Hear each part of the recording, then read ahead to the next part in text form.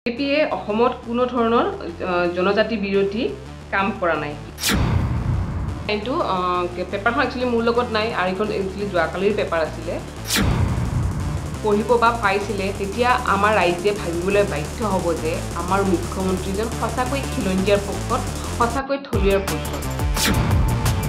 যে আদানীয়ে তাত কোম্পানী বনাব, উদ্যোগ কিবা কৰিব, তাত আমাৰ মানুহখিনিয়ে গৃহহীন ভূমিহীন হ'ব আৰু য'ত নেকি 100টা পৰিয়াল উচ্ছেদ হ'বলৈ গৈ আছে। নমস্কাৰ, মই মমি ৰায়চৌধুৰী। আজি আকৌ এটা ভিডিঅ' বনালোঁ আৰু এই ভিডিঅ'টো একচুৱেলি মই মুখ্যমন্ত্ৰী মহোদয়ক উদ্দেশ্য কৰি ভিডিঅ'টো বনালোঁ। আশা কৰোঁ আপোনালোকে ভিডিঅ'টো চাব সম্পূৰ্ণকৈ। কথাটো হৈছে কি, যোৱাকালি আমাৰ অসমৰ বহুল প্ৰচাৰিত খবৰ কাকত, সকলোৰে চিনাকি অসমীয়া খবৰ, আৰু সেই অসমীয়া খবৰ কাকতখনৰ হেডলাইনত আছিলে যে বিজেপিয়ে অসমত কোনো ধৰণৰ জনজাতি বিৰোধী কাম কৰা নাই মুখ্যমন্ত্ৰী। এই লাইনটো পেপাৰখন একচুৱেলি মোৰ লগত নাই আৰু এইখন একচুৱেলি যোৱাকালিৰ পেপাৰ আছিলে। কথাটো হৈছে কি, এই হেডলাইনটো যেতিয়া আমাৰ অসমৰ ৰাইজে পঢ়িব, অলৰেডি পঢ়িছেই কাৰণ যোৱাকালিৰ পেপাৰ আছিলে, যেতিয়া পঢ়িব বা পাইছিলে তেতিয়া আমাৰ ৰাইজে ভাবিবলৈ বাধ্য হ'ব যে আমাৰ মুখ্যমন্ত্ৰীজন সঁচাকৈ খিলঞ্জীয়াৰ পক্ষত, সঁচাকৈ থলুৱাৰ পক্ষত। কিন্তু এই যে কিছুমান বাতৰি প্ৰচাৰ নহয়, এই যে কুচকাৱাজ চলি আছে, 100টা কোচ ৰাজবংশী পৰিয়ালৰ তেওঁলোকৰ মাটি যাব, ভেটি যাব, গৃহহীন হ'ব, এই কথাবোৰ যেতিয়া আমি ক'ম তেতিয়া আমি খিলঞ্জীয়া বিৰোধী হ'ম নেকি? আত্মিক কথাবোৰ ক'লেই আমি জাতি বিৰোধী, বিজেপি বিৰোধী নেকি? এই কথাবোৰ কোনে ক'ব?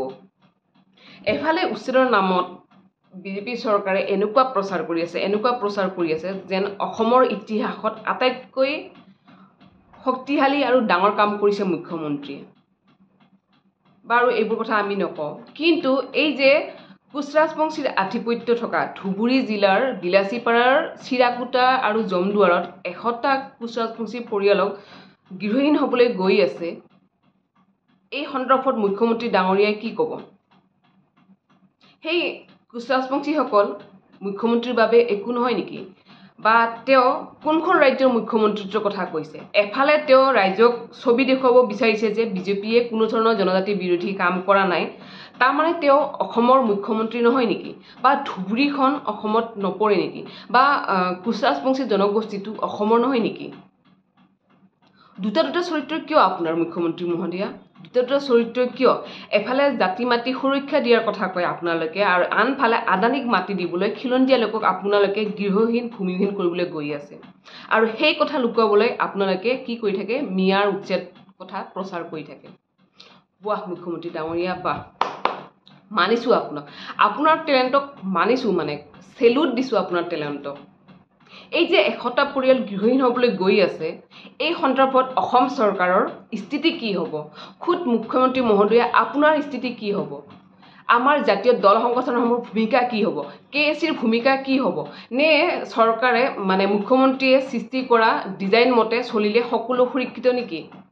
এই যে আমাৰ থলুৱা মানে খিলঞ্জীয়া লোক 100টা পৰিয়াল যে গৃহহীন হ'বলৈ গৈ আছে, এই ক্ষেত্ৰত আমাৰ কোচ ৰাজবংশী জাতীয় সংগঠন আৰু KACৰ ভূমিকা কি হ'ব?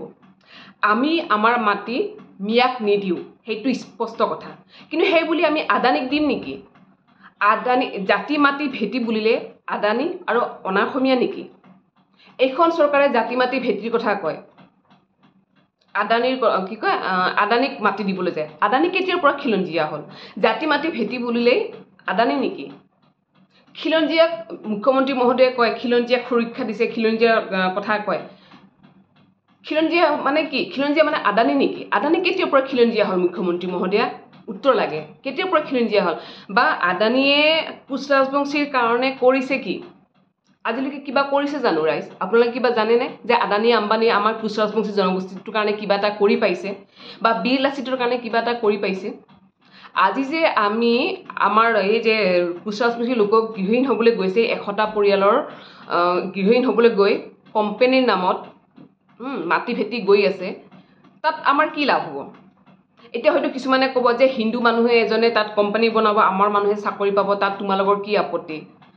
মোৰ আপত্তি আছে। মোৰ আপত্তি এই কাৰণে আছে যে আদানীয়ে তাত কোম্পানী বনাব, উদ্যোগ কিবা কৰিব তাত আমাৰ মানুহখিনিয়ে গৃহহীন ভূমিহীন হ'ব আৰু য'ত নেকি 100টা পৰিয়াল উচ্ছেদ হ'বলৈ গৈ আছে তাত 10 সেই কোম্পানীত থাকে খুব বেছি 10-15 জন থাৰ্ড গ্ৰেড ফ'ৰ্থ গ্ৰেড চাকৰি পাব পিয়ন বা চকীদাৰ আৰু তাৰ বাবে আমি সেই 100টা পৰিয়ালক গৃহহীন ভূমিহীন কৰিবলৈ দিম নেকি আমি এইখন চৰকাৰ সেইকাৰণে বনাইছিলোঁ নেকি সেইকাৰণে পাতিছিলোঁ নেকি এয়াই নেকি আমাৰ খিলঞ্জীয়া মুখ্যমন্ত্ৰী এই কথাবোৰ কোনে উত্থাপন কৰিব এইবোৰ কথা কেতিয়া প্ৰচাৰ হ'ব নে মুখ্যমন্ত্ৰীয়ে সৃষ্টি কৰা মানে ডিজাইন মতে যিবিলাক চলি আছে মিয়াৰ নামত খালি কৈ থাকে যে মিয়াক উচ্ছেদ কৰিব লাগে অবৈধ বাংলাদেশী কৰিব লাগে কিন্তু অবৈধ বাংলাদেশীৰ নামত এইবিলাক তলে তলে কি কৰি আছে গতিকে ৰাইজ মোৰ আপোনালোকক অনুৰোধ সংবাদ মাধ্যমক মোৰ অনুৰোধ এই খবৰ কথাবিলাক আপোনালোকে প্ৰচাৰ কৰক এইবিলাক যাতে লুকুৱাই নাথাকে যে মুখ্যমন্ত্ৰী যেনেকৈ দেখুৱাই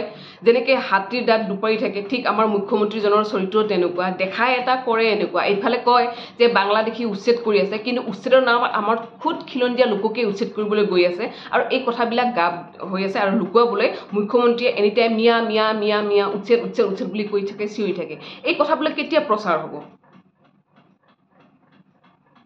নে মুখ্যমন্ত্ৰীয়ে সৃষ্টি কৰা নেৰেটিভৰ মতে মিয়া উচ্ছেদ অভিযানত উতিভাহি গৈ আজি যেনেকৈ খুদ নিজৰ সমষ্টিত জালুকবাৰীতে মুখ্যমন্ত্ৰী মহোদয়ে এৰচতিৰ নামত উচ্ছেদ কৰিবলৈ গৈ আছে কাৰ্বি আংলঙত উচ্ছেদ কৰিবলৈ গৈ আছে ডিমা হাউচত উচ্ছেদ কৰিবলৈ গৈ আছে সেইবিলাক কথা কোনে ওলাব কোনে প্ৰশ্ন কৰে এইবিলাক